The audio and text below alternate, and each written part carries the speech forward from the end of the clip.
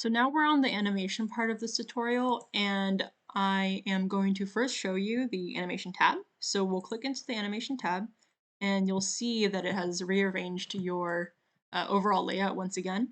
So you can see how this panel shows you exactly what the camera sees. So again, you can toggle the camera view here, and this is the exact same scene. This one takes out all the empties, and I will probably do that too so that we can actually see the thing. And so the camera, we hid it at the beginning, we should probably unhide it now so we can select it. And it's something that is an object like anything else, so you can do GY and you will move the camera, and GZ and you'll move the camera, but it's kind of hard to control because you also have to like rotate with R, and it's a little bit complicated. So there's a quick way to make it more simple in terms of how you move your camera around, and you can do that by pressing N, and you go to View, and you can do Camera to View under View Lock. So you can see right now that this is just a solid orange or white line depending on how I hover over it. If you click this button, you'll see that there's a dotted line that appears, and that's telling you that however you interact with your interface right now is how the camera will move.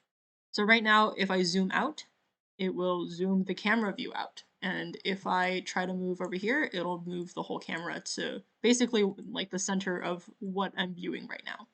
So I think since we are viewing from the front, we probably want to move it so that it looks more like this.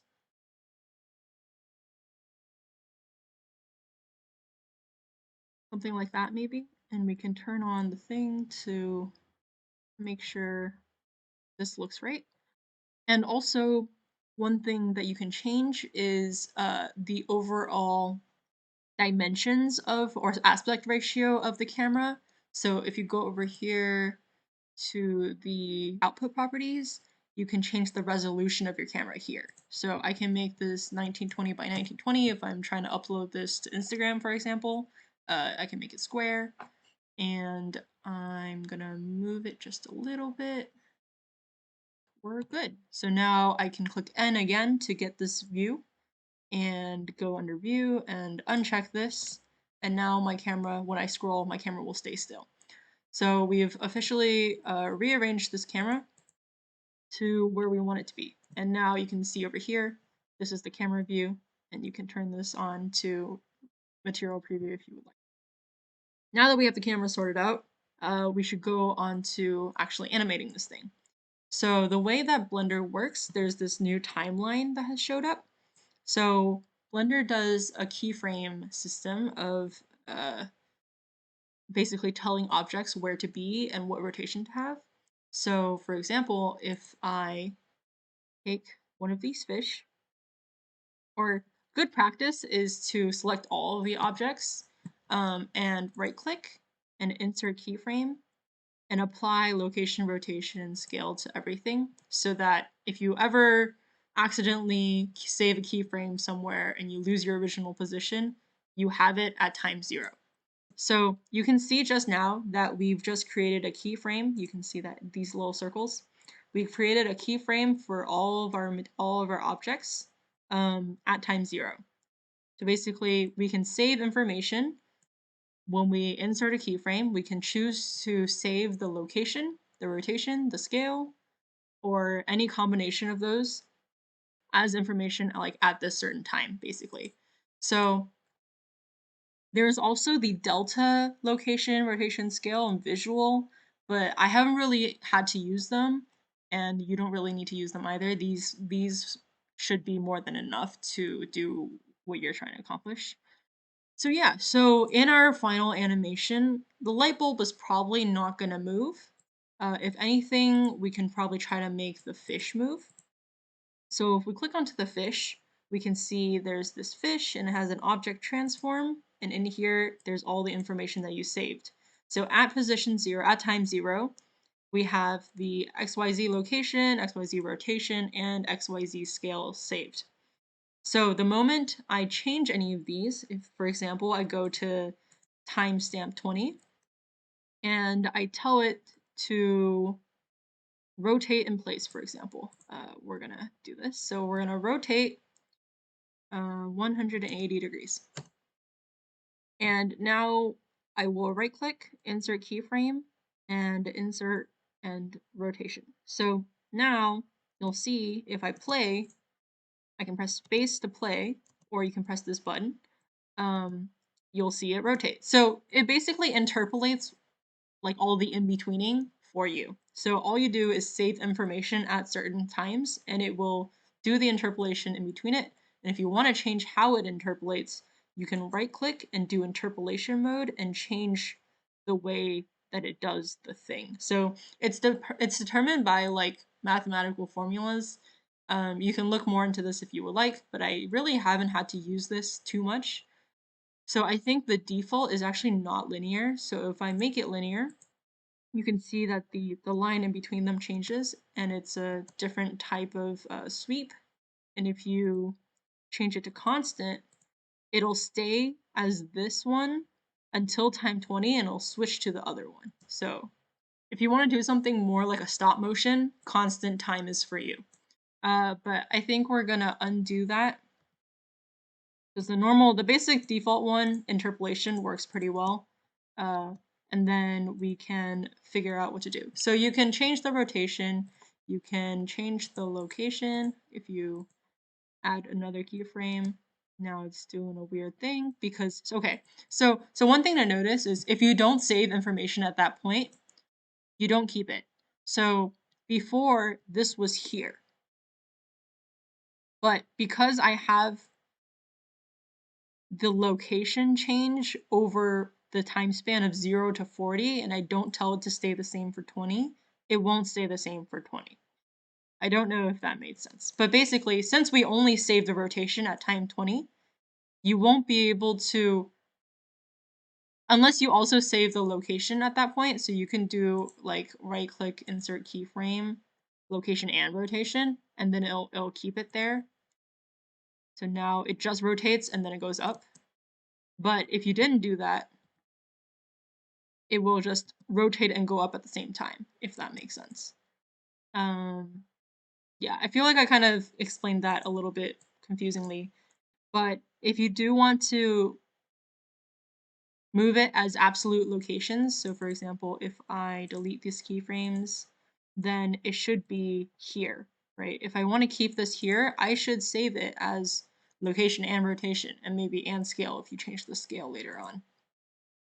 And that way there's no, it won't accidentally also go up because you didn't save it here. So now we can move it up and you can insert keyframe and location, rotation, and scale. And now it does exactly what you expect. So we can probably keyframe this so that the fish like swims around or like swims up and then swims down. But that's just a matter of keyframing at the right timing and moving this object to the places that you want and then like having it do the thing.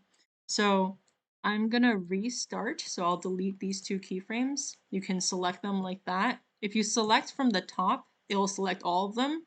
And if you select just like one row after this object transforms line, it will only select this specific property.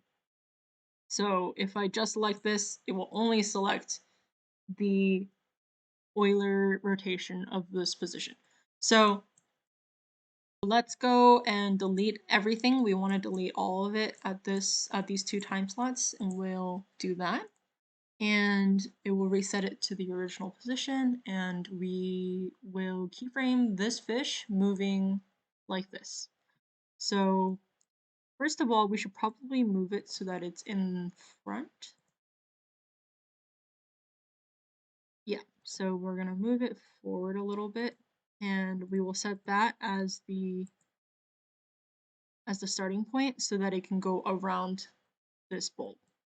And one way to do that is you probably don't want to be in camera mode as you do this. So we're going to tell it to go this way. So we'll move in the X direction and the Y direction, and we'll rotate it 90 degrees. Now it looks like that. maybe up a little bit. And we'll insert keyframe, location, rotation, and scale. My bad. So you should probably move to the new time slot that you want it to go in before you do that. So for example, if I want to be in after 20 frames, I want to be here, I should move to the 20 frames first, or else it will overwrite whatever I had at 0 if I try to insert another keyframe. So that is always something to keep in mind.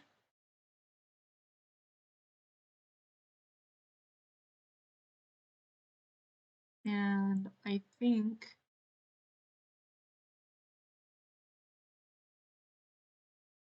something like that. So it looks like that. I'm going to right click, insert keyframe, location, rotation, and scale. And you can see over here that it looks like that. So kind of looks weird because the fish shouldn't just translate. I'll probably rotate it a little bit over here so that it looks like maybe, yeah, it's you can definitely fiddle around with it a little bit more to make it look more natural. And I'm gonna move it to the time 40 or frame 40, and I'm gonna tell it to rotate again and move it into position. Right click, do that. And then time 60, we'll move it that way. To the other side, rotate. And we can pay attention over here to see like what it looks like so it doesn't go too off of the frame. And then we'll move it back to front in a similar position to what it was.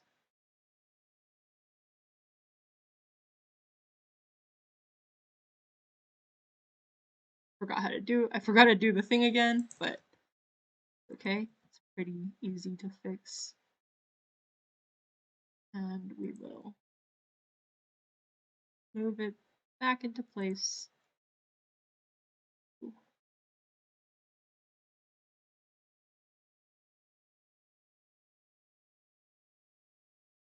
Something like that. And now if we play the whole sequence, it'll look like the fish went around the light bulb. And we can do the same for the other fish, and you now have an animation. So it's honestly a process of trial and error and moving the position around and inserting a keyframe at each point, and doing more complex things depending on like what you want the final animation to be. I can show you that with these keyframes, you can do Shift D to duplicate. So just like objects in the normal interface, you can just do Shift D and you can like basically duplicate the same keyframe. So if I, for example, wanted to go backwards, for example, if I wanted to go like this and then go back for some reason, I can just duplicate this one and then move it to the next time slot. So now it will do that. So what we just saw when I duplicated this one and there's a bunch of orange lines connecting them, the orange lines mean, or like this darker line means that the value is the same. So you didn't change anything between these two keyframes because, well, clearly I just duplicated it, so everything is exactly the same. But for example, between these two, I only changed the rotation in the z-axis rather than the also in the x and y-axis. So these values are constant while the Z rotation has always been changing throughout the new keyframes that I've added. So yeah, so all it does is show continuity, and it's useful if you forget like what value you had, you can always just figure that out through those if it's the same value or not. So we will change this to rendered preview, and this is what will show up in the final. So you can see that it has some weird effects, and that's mostly due to the glass texture. So we might have to adjust a little bit, like where in space this fish is, because sometimes it does create like weird patterns like that. But yeah, so this is how you would keyframe and animate in a 3D manner within the Blender interface. We can do the same with this fish, or we could just leave it constant, whatever you guys prefer. Um, and yeah, I think that is all for the animation part. Oh, one thing to mention is the frame rate. So the default frame rate is 24 frames per second, but you can change that. And depending on how many frames per second you set, you should probably change how frequent your frames are. So, for example, with this fish, I set frames every 20 frames. So if my frames per second is 20, I can do a custom for 20. Then every second, it'll move from one position to the next. If this is 60 frames per second, which would make it really smooth, then it will take 1 second to do like 3/4 of the thing. So depending on the effect that you want for the final, you should probably test what kind of frames per second or like how frequent you want the frames to be um, out by like rendering a really simple example and then like doing multiple tests to see which one would be best. But yeah, I think that is all I have for that part, and I can show you guys how we would actually render this. So over here and under output, so first of all, adjust your frame rate, adjust your frame start and end. So right now, my animation ends at 80. So I could technically adjust this end to be 80, and it will, you can see that like this adjusts like when the actual like video stops. So now if I do this, it will loop, right? And I'll probably change this back to 24 frames per second so it'll be slower. But yeah, so I'll adjust it to end or else like the animation will just stop doing things afterwards, and then I can go to output and pick a folder that I want to do it for it to come out, and make a name as well. So let's call it like fish. And you should change the file format to FFmpeg probably. And when you go to encoding, change to MP4 and MP4. And output quality, I usually do constant bitrate because sometimes it creates a weird like effect if you don't. So I do that. And that is all you have to do over here. So now you can just go over here, render, and render animation, and it will put this file, whatever you named it, wherever you told it to, as this type. So I've taken some time to keyframe it on my own, and now the two fish both rotate around the bulb. So it looks something like that. And I'm going to show you guys how to prepare this for Artivive because we are trying to use these to augment stickers or murals. So the way to do that, Artivive basically functions by taking away the background. And the background, they just remove this color from every part of your animation. So for example, we would tell it to remove this white background, and then it would maybe also accidentally remove this part. So it's really, we have to be careful to change our background to a color that won't be in the rest of our animation. So usually I choose something like a hot pink, because usually I don't have any two pink things in my animation, but basically look at your animation, look at what colors it has. Don't look at this view, look at the rendered view and see what shows. And then pick a color that isn't here and set your background color to that. So we're gonna click on our background plane. We're gonna add a new material, and I'm just gonna go with hot pink. So you can see that there's a problem here because our glass is see-through. This dark blue part doesn't look too different, but the light blue part definitely is tinted pink. So we're gonna have to alter the mesh and figure out a way to make this part white and the rest of this pink. So the way to do that is to click on this plane and hit tab, and we're gonna create a lot more geometry. So right now, all we have is these, like this one face. So we're gonna subdivide it using a loop cut. So we're gonna do Control R, and then you can use your scroll wheel to tell it how many cuts to do. So I think that looks about right. And then I hit escape and it'll just distribute it evenly. And then we can do another loop cut this way. And we'll just do the same number. So I think this should be good. So now we've subdivided this into a bunch of faces that we can, or like points that we can now adjust. So I think it would be a good idea to probably take like this chunk of faces and make them white. So I will go into the slot and plus and add a new material. I think I already have a white material. If you don't, you can just make a new one, a default one. And I'm gonna assign.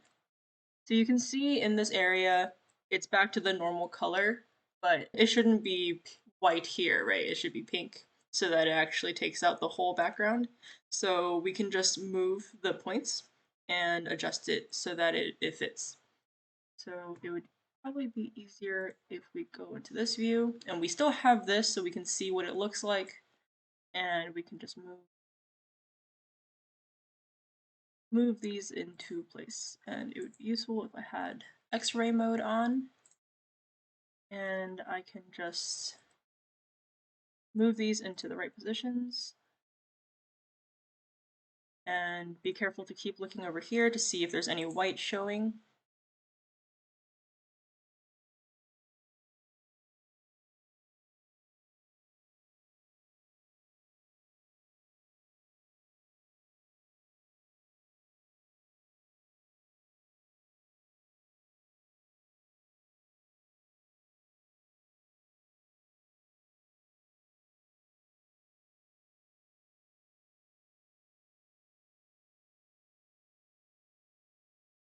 So we've successfully made this part white and the rest of it pink. You can see that the background is a little bit shiny, and that might affect how Artivive takes out the background. So the way around that is to go into the pink material and turn specular all the way down. So you can see immediately that specular is basically how much light affects the shininess of the surface. So if we just turn it down to 0, it becomes more of a matte color. And I think we are ready to do the thing. So you can see here that there's still some white, but in our camera view, there is none. So now we can render this, and we are ready to move on to the morph. Thank you guys for watching.